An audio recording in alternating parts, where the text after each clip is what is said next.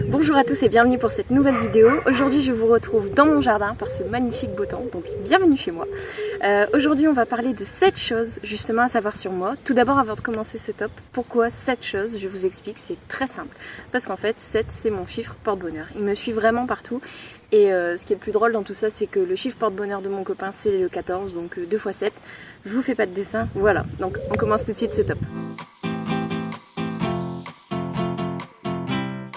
Première chose à savoir sur moi, donc c'est vraiment une toute petite chose. Je m'appelle Alicia et j'ai 24 ans. Voilà, il n'y a rien de spectaculaire là-dedans.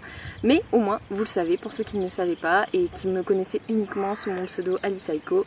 Voilà. Pour la deuxième chose à savoir sur moi, je suis en couple depuis le 29 octobre 2016, donc ça fait à peu près 4 ans et demi maintenant, avec Valentin, que vous avez déjà entendu sur certaines vidéos sous le pseudo de Highskill. Donc du coup voilà, tout se passe très bien. Bon, actuellement il est dans une autre région pour le boulot, donc c'est un petit peu plus compliqué de se voir, surtout qu'on a été habitués en fait à rester proches l'un de l'autre dès le début. On vivait un petit peu chez l'un chez l'autre. Donc voilà, c'est un petit peu compliqué, mais bon, on fait aller, et vu que tout se passe bien, il n'y a pas de raison que ça continue pas comme ça. Pour la troisième chose, vous avez certainement vu dans mes vidéos, comme là, en facecam, je suis pas très à l'aise. Je regarde un petit peu à droite à gauche tout ça. Donc malgré le fait que j'ai une chaîne YouTube, que je m'exprime un petit peu sur les réseaux, etc., je suis quelqu'un qui n'a pas du tout confiance en elle. Donc que ce soit question physiquement, mentalement, etc., il y a beaucoup de choses qui me brident dans ma confiance en moi. J'essaye de faire face, je surmonte beaucoup de choses au fur et à mesure. Donc avant j'étais incapable de parler en public, vous m'auriez dit de tourner une vidéo et de la mettre sur YouTube, ça n'aurait pas été possible, donc déjà c'est un petit pas vers l'avant. Je pense que mon expérience professionnelle a fait que j'ai appris à parler aux gens, j'ai appris à mieux communiquer avec eux, à mieux m'exprimer de manière professionnelle. Et j'espère aussi par la suite, vu que mon métier m'amènera à communiquer avec énormément de personnes, si tout se passe bien, j'espère pouvoir continuer dans cette voie-là, essayer de m'améliorer, d'améliorer ma confiance en moi. Et puis voilà quoi. Et c'est d'où en fait l'ouverture de cette chaîne également. Parce que si vous voulez, j'étais dans une période de confinement, je venais d'avoir mon diplôme, je savais pas encore trop ce que j'allais faire, j'ai pas souvent été bien orientée dans ma vie professionnelle. Donc du coup, je me suis un petit peu remis en question, un petit peu sur mon existence, tout ça, et me dire que j'avais jamais rien fait de créatif, vraiment. Donc je me suis dit tiens, pourquoi pas créer une chaîne YouTube, parler avec les gens, faire un petit peu de gaming, etc., se défouler. Ça m'a permis également d'apprendre à faire du montage, donc du coup c'est plutôt pas mal, je pense que professionnellement de toute façon ça finira par servir. Pour la quatrième chose à savoir sur moi, donc malgré le fait que je n'ai pas du tout confiance en moi, j'ai quand même poursuivi mes études et je suis actuellement diplômée d'un master en ressources humaines que j'ai quand même assez galéré à obtenir parce que je suis quelqu'un, vous allez trouver ça con, on dirait que je passe un entretien d'embauche, hein. Mais je suis quelqu'un de très perfectionniste. Donc du coup en fait pour moi avoir la moyenne c'est pas suffisant parce que je me démène beaucoup derrière, je fais énormément de fiches de révision, je révise, je remets à jour mes cours, etc. Enfin, il y a plein de choses qui font que je me donne énormément dedans. Et au final, pour me taper un 10, 11, 12, généralement, je suis pas très satisfaite de moi. J'en veux pas du tout aux professeurs, etc. Bon, sauf quand il y a des abus, bien évidemment. Mais je m'en veux très généralement à moi. Donc du coup, je pense que ça joue aussi sur ma confiance en moi qu'on a évoqué juste avant. C'est le fait de me dire, tu ne t'en fais pas assez, en fait. Donc je vais vous donner un exemple tout simple pour illustrer ça. En fait, si vous voulez, quand j'ai passé mon bac, j'avais un professeur de français donc, qui était juste trop bien quoi. D'ailleurs Nicolas si tu passes par là, coucou. Donc en fait il m'avait dit ouais t'inquiète pas Alicia, le bac c'est bon, de toute façon tu l'auras même peut-être avec mention, etc. Enfin j'ai confiance en toi, tout ça, parce qu'il voyait en fait le travail que j'avais fait derrière, malgré que j'ai commencé avec des notes très basses avec lui. Ça m'a énormément aidé et je lui en ai pas voulu parce que je me suis poussée moi-même en fait à faire plus pour au final à la fin de l'année arriver à quelque chose de raisonnable. Donc après forcément vu que j'ai continué, ça m'a permis de toujours aller plus loin, donc un grand merci à toi. Et le jour où arrivent les résultats du bac, je suis partie voir donc tout le monde en pleurs. Oh j'ai mon bac, je suis trop contente, nanana. Et moi je suis arrivée devant le tableau, je regarde, je fais putain j'ai pas de mention. Mais vraiment, comme ça, putain j'ai pas de mention. Et je suis restée quoi, même pas un dixième de seconde. Je me suis retournée et je suis partie voir le prof. Je dis ouais j'ai pas de mention, etc. La meuf qui pète un câble pour rien alors qu'elle a eu son bac. Enfin voilà. Bac S que j'ai eu en 2014, pas grâce aux mathématiques parce que j'étais une vraie brêle en mathématiques, ce qui a fait énormément baisser ma moyenne, hein. J'ai eu 5, voilà. Et pour la petite anecdote aussi, j'ai voulu tenter l'originalité en bac philo, ne faites jamais ça, hein. J'ai voulu parler de petites choses d'actualité, donc j'ai parlé un petit peu de chansons un petit peu à la con en évoquant certaines paroles, et j'ai également parlé des Pokémon. Voilà, même le chat s'en va, donc je vais vous dire à quel point. Donc ne tentez pas l'originalité parce qu'on ne sait pas sur quel évaluateur on va tomber. Tenez-vous plutôt au programme, je pense que c'est la meilleure chose à faire. Voilà. Toujours dans le domaine de l'éducation, donc là je vous l'ai dit, j'ai mon master RH, j'ai pour ambition de devenir prof de RH, donc soit en lycée, soit à la fac. Je préférais bien évidemment à la fac, mais bon, la case lycée est un petit peu entre guillemets obligatoire. Donc du coup cette année j'ai passé mon agrégation. Donc là mi-mars j'ai passé 3 jours d'agrégation, donc c'est les épreuves d'admissibilité. Donc si je suis reçue à ces épreuves, je peux candidater aux épreuves d'admission qui me diront par la suite voilà, si je peux continuer dans cette voie. Donc énormément de stress. Comme je vous l'ai dit, j'ai un petit peu été mal orientée, donc ce qui a fait que j'ai pas pu faire de prépa en fait avant pour préparer tout ça. J'ai dû juste reprendre tous mes cours, regarder les thèmes qui étaient proposés, tout ce qu'il fallait réviser, me faire mes propres fiches, etc. Donc vraiment en autodidacte, en candidat libre si vous préférez. Donc c'est vraiment compliqué parce que il y a personne autour de soi en fait pour aider, même s'il y a les proches qui accompagnent, mes parents, mon copain, etc. qui me disent ouais c'est bon tu vas y arriver, tout ça. C'est vraiment compliqué je pense quand on est seul de préparer un concours parce que pour avoir déjà fait le concours de la première année de médecine, c'est vraiment comment dire, c'est vraiment une grosse compétition quoi. C'est la première chose qu'on s'est dit. De toute façon cette année il y avait énormément d'absents. On s'est pas dit oh merde ils ont peut-être le Covid, ça va peut-être pas, etc. Non, on s'est dit ah ouais trop bien, des places en plus. Mais les candidats qui étaient là avec moi, avec qui j'ai un petit peu échangé pendant les épreuves, enfin pas pendant les épreuves mais pendant ces 3 jours d'épreuves, c'est la première chose qu'on s'est dit en fait. Il y a moins de gens donc plus de place pour nous. Donc c'est vraiment quelque chose de très spécial les concours. Et je pense qu'il faut s'y préparer mentalement. En plus des révisions, s'y préparer mentalement parce que c'est assez compliqué.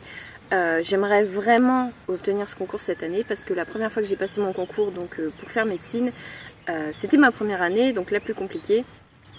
Et le souci c'est que je m'étais toujours dit depuis toute petite, je veux faire médecin, je veux faire médecin, je veux faire médecin. Et le jour où tombent les résultats, où je vois que je ne peux pas continuer, je pleure pendant 2 jours. Non-stop, et je me demande qu'est-ce que je vais faire de ma vie. Depuis ce jour-là, je me demande toujours ce que je vais faire de ma vie. Je vois à peu près où je veux aller, mais c'est assez compliqué d'être orientée, donc du coup voilà. Donc vous voyez le petit aparté, hein. Le manque de confiance en moi dont je vous parlais depuis tout à l'heure, mon regard qui fuit, je trifouille mes doigts, etc. Ça c'est vraiment quelque chose à corriger, surtout si je veux devenir prof. Après, mon expérience a fait que j'ai présenté mon ancienne licence avec des amis devant plusieurs lycéens, etc. Même devant des gens de la fac. Donc du coup, j'arrive à peu près à me débrouiller quand je maîtrise le sujet, mais là, pas de texte, pas de trucs à apprendre par cœur, donc du coup, c'est un petit peu plus compliqué. Mais pour revenir sur l'agrégation, oui, j'aimerais vraiment pouvoir l'obtenir justement pour pouvoir partager mes connaissances, partager à la fois le point de vue professionnel sur le peu d'expérience professionnelle que j'ai eu, mais le ressenti. Et je pense que le fait d'être proche encore des étudiants au niveau âge, ça peut énormément aider en fait à s'identifier, etc. Et je pense que c'est hyper important parce que c'est pas du tout pour critiquer les anciens profs, hein. Forcément ils sont passés par les mêmes étapes que moi, et moi si je réussis, bien évidemment, vous voyez le si je réussis, c'est même pas quand je réussirai, c'est si je réussis. Si je réussis, bien évidemment, je finirai par vieillir, devenir une vieille prof, etc. Mais je pense que c'est ce qui manque aux profs les plus anciens entre guillemets actuellement, c'est le contact avec les élèves. C'est cette sorte de connexion, et c'est pour ça que quand des profs plus jeunes arrivent on se dit ah trop bien. Bon après il y a des têtes de cons partout, hein, mais voilà, donc voilà pour l'agrégation. Pour la 6e chose à savoir sur moi, et ceux qui me connaissent, même si vous ne me connaissez pas, si vous me suivez sur les réseaux, vous savez que j'ai 2 chats, dont une petite là. Viens dire bonjour Poune. Oh boudou boudou. Ouah. Allez, mets-toi là.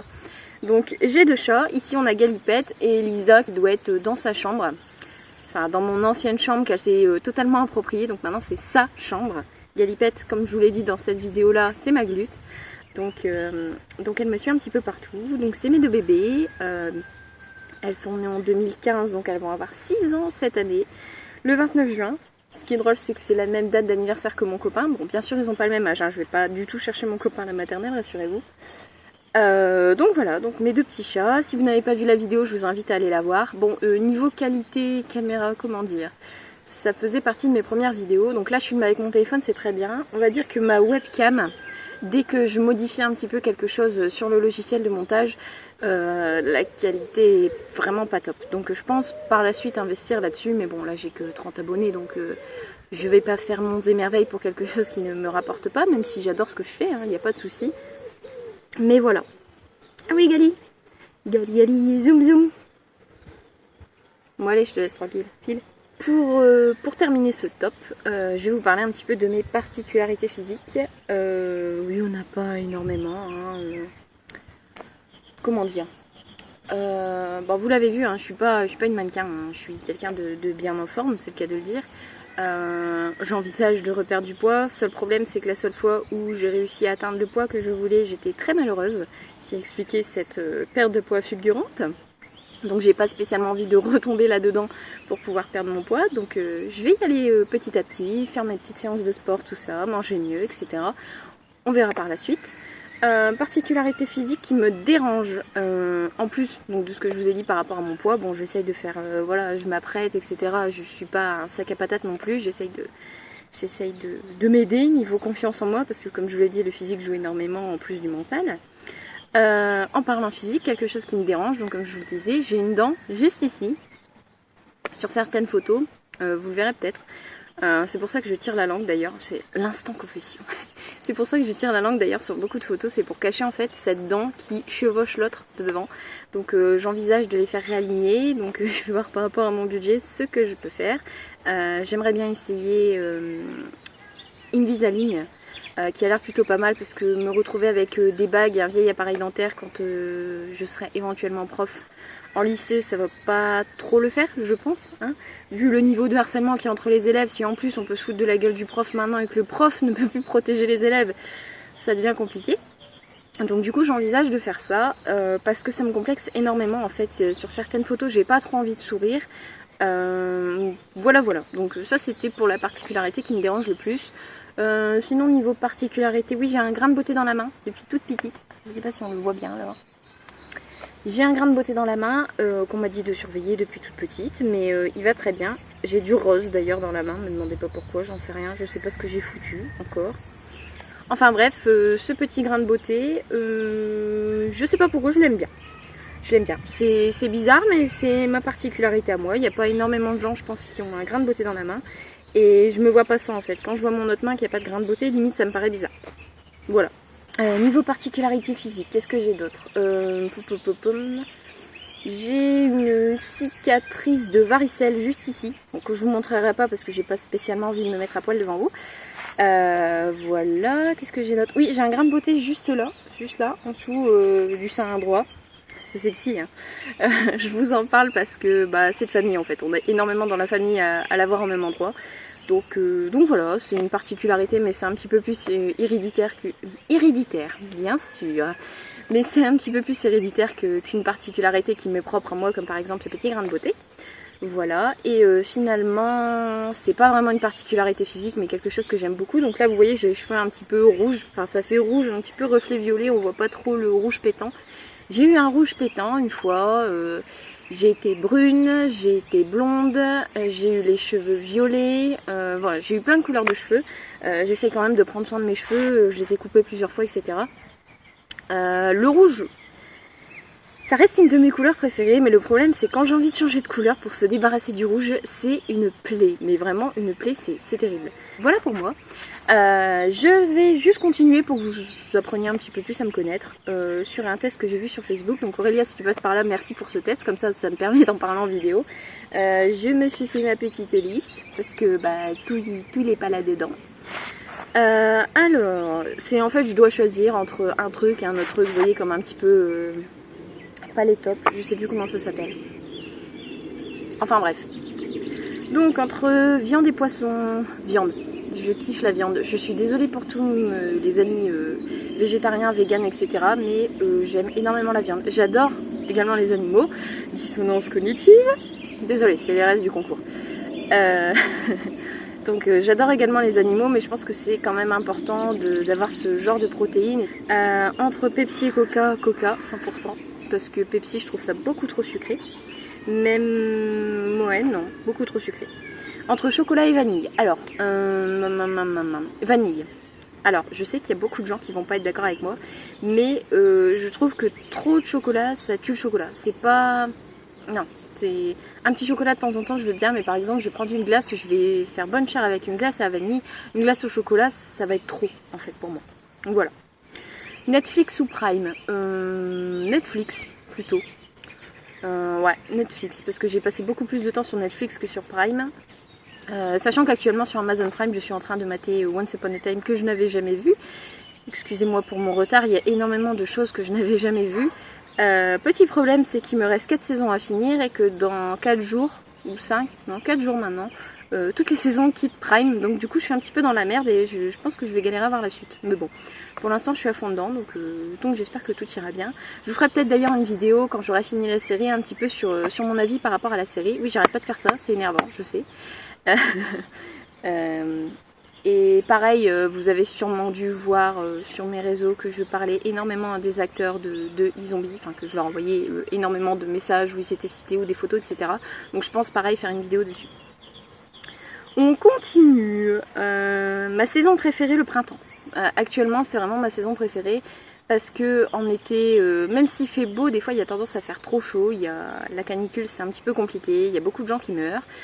Les incendies, etc. C'est pas trop mon kiff. Et puis en plus, du coup, tout ce qui est été, ça annonce par la suite l'automne, puis l'hiver. Donc on rentre dans les saisons un petit peu plus froides. Non, je préfère vraiment le printemps, quand tout repousse, etc. Les oiseaux qui chantent, comme vous l'entendez ici. Enfin voilà, c'est vraiment ma saison préférée. Ma couleur préférée, alors sur Facebook j'ai répondu violet, ce qui est vrai, j'adore le violet, d'ailleurs c'est un petit peu la couleur de notre team sur Discord et sur les jeux vidéo, etc. Mais j'adore aussi également le bleu, comme vous pouvez le voir ici. Mais je pense, alors si vous voulez, quand j'étais petite j'avais un doudou rose et un doudou bleu, mais vu que je fais jamais rien comme les filles normales, moi j'ai préféré le doudou bleu. Voilà. Et ma mère adore le bleu, donc je pense que j'ai un petit peu été influencée par ma mère sur la couleur bleue, mais sinon j'adore également le violet, c'est pour ça que c'était ma première réponse pour ceux qui m'ont sur Facebook. Ensuite, montagne ou plage? Bah plage, vous l'avez vu avec ma vidéo avec mon frère, franchement la plage, même en hiver, je m'en fous, j'y vais, c'est juste trop bien, j'adore, voilà, ça fait énormément de souvenirs, etc. Après j'ai jamais été skier, parce que, comment vous dire, je me suis déjà fait une entorse en tombant dans les escaliers, donc je me dis si je me casse la gueule au ski, c'est un petit peu compliqué aussi. Ouais. Non, je préfère la plage quand même. Même si rien ne m'empêcherait d'aller à la montagne par exemple. Ensuite, chien ou chat? Bah la réponse elle est là-bas. Oh, attendez. La réponse ici. Cette petite chose en train de bronzer, n'est-ce pas? Voilà. Ensuite, bière ou vin? Alors, pour ceux qui me connaissent, moi et ma meilleure amie, du vin. Ouais, du vin. Du vin, du champagne, des bulles, enfin tout ce qui est à base de vin. Avec nos petits verres à vin de petites pétasses là. On aime bien rigoler là-dessus, mais c'est vrai que ça fait un petit peu la pétasse avec son verre de vin. Mais ouais, je préfère. Je préfère parce que la bière, t'en bois une, t'en pisses 6 déjà. Et ouais, non, ouais, du vin. Mais pas du rouge. Pas du rouge. Alors, je vais m'attirer les foudres d'une communauté en particulier, mais je n'aime que le vin blanc ou le rosé. Le vin rouge, je peux pas. Je sais pas si mon palais est pas assez développé ou quoi, mais je peux vraiment pas.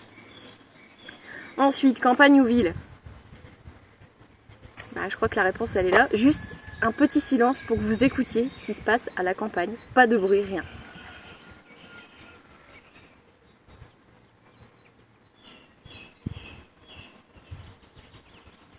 C'est trop bien, je kiffe. Donc campagne 100%. Et enfin YouTube ou Instagram, même si j'adore ce que je fais sur YouTube, ma chaîne YouTube, je suis vachement plus active forcément sur Instagram et j'y vais tous les jours. Je pense qu'on communique plus facilement via des petites images, des petites vidéos rapides que des vidéos de ce format-là. Ouais. Et c'est plus facile de communiquer avec sa communauté ou même avec d'autres communautés, etc. Communiquer avec sa famille, communiquer avec des stars, communiquer avec des amis, communiquer... Voilà. Je pense que c'est beaucoup plus facile sur un réseau comme un Instagram ou même sur Twitter. Sur Twitter, c'est facilité aussi. Sur YouTube, c'est un petit peu plus compliqué. Le fait de ne pas avoir de communauté derrière... Enfin voilà, il y a un petit peu un concours à la communauté sur YouTube, tandis que sur les réseaux sociaux, bon, on s'en fout un peu, on partage un petit peu avec qui on veut, donc voilà. Donc ouais, ça serait plus Instagram. Néanmoins, je vous invite vivement à vous abonner à ma chaîne YouTube, également à mon Instagram, donc qui va s'afficher juste ici. Vous pouvez également me suivre sur Twitter. Et donc n'oubliez pas de vous abonner, de cliquer sur la cloche si vous voulez être averti de mes prochaines vidéos. Voilà, j'espère que cette vidéo vous a plu, j'espère que le cadre vous a plu. N'hésitez pas à commenter tout ça juste en dessous. Et moi je vous dis à une prochaine fois pour une nouvelle vidéo. Salut!